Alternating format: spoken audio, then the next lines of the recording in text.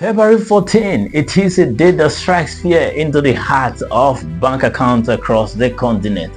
We are told that love is a language, but lately that language has become prohibitively expensive. For decades, the global symbol of romance has been the red rose, imported, fragile, and frankly overpriced. But today, a new manifesto is emerging from the African demographic, a collective pushback from the Union of African Men. They are challenging the status quo. The argument is economic, it is cultural, and it is controversial. They say, stop the pretense. They argue that the bouquet of roses is a fleeting aesthetics. But 2 bunches of plantain, that is an investment.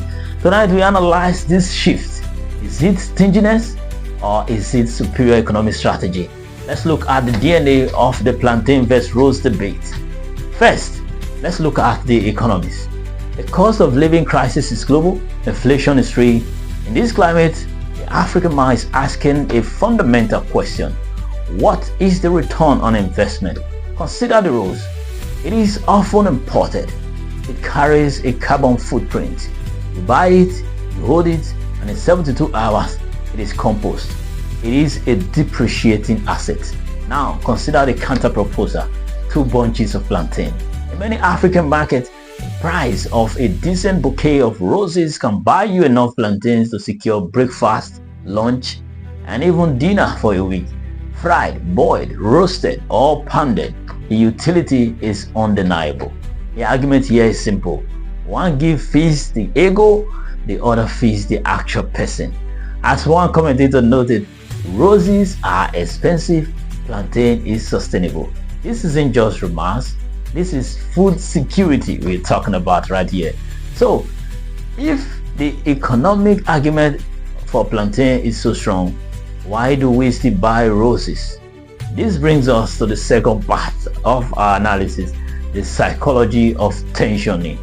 The manifesto claims that African women do not actually like roses. They like what the roses does. And what does it do? It signals status on the social media.